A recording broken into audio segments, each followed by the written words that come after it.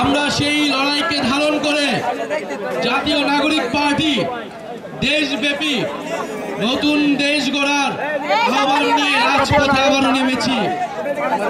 আমাদেরকে রাজপথে নামতে হয়েছে যখন আমরা দেখেছি গণ অভ্যুত্থানের 1 বছর পরেও মানুষের অধিকার আদায় হয়নি। আমরা যখন দেখতে পাচ্ছি গণ অভ্যুত্থানের 1 বছর পরেও সমাজে চাঁদাবাজ এবং সন্ত্রাসের অভয়ারণ্য তৈরি হয়েছে। আমাদেরকে আবারও নামতে হয়েছে যখন আমরা দেখেছি রাষ্ট্রযন্ত্র থেকে দুর্নীতিকে চিরতরে বিলুপ্ত করা যায়নি। প্রিয় বন্ধুগণ, আমরা বলেছিলাম গণ অভ্যুত্থানের মধ্য দিয়ে যে এই পুরনো ফ্যাসিস্ট ব্যবস্থা রয়েছে, শেখ হাসিনার সংবিধান সহ শেখ হাসিনার যেই সরকার ব্যবস্থা ছিল, এই সকল নিয়ম পাল্টিয়ে নতুন রাষ্ট্র নতুন সরকার তৈরি করতে হবে। কিন্তু আফসোসের বিষয়, আমরা নতুন সরকার পেলেও নতুন দেশ এখনো পাইনি।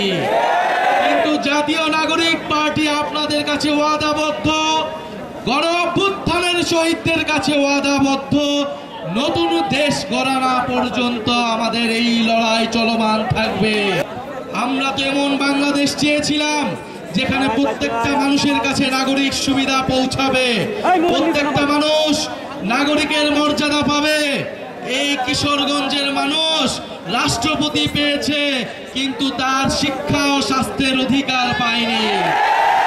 আপনাদের এই ফ্যাসিস্ট রাষ্ট্রপতি আপনাদের বাংলাদেশকে, আমাদের বাংলাদেশকে শেখ হাসিনার কাছে তুলে দিয়েছিল। মানুষের মানবাধিকার, মানুষের গণতন্ত্রকে, বাংলাদেশের গণতন্ত্রকে হত্যা করেছিল।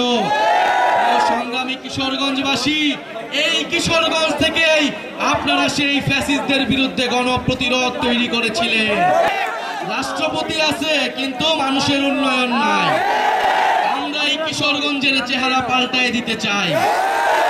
আমরা সেই কিশোরগঞ্জ চাই যেখানে হাওর এলাকার একটা ছোট শিশু বিদ্যালয়ে যেতে পারবে, যেখানে হাওর এলাকার একটা মানুষ স্বাস্থ্যের সুযোগ সুবিধা পাবে, যেখানে কিশোরগঞ্জের যুব সমাজ কর্মসংস্থান পাবে, যেখানে কিশোরগঞ্জের মানুষ যাতায়াত ব্যবস্থার সুব্যবস্থা পাবে।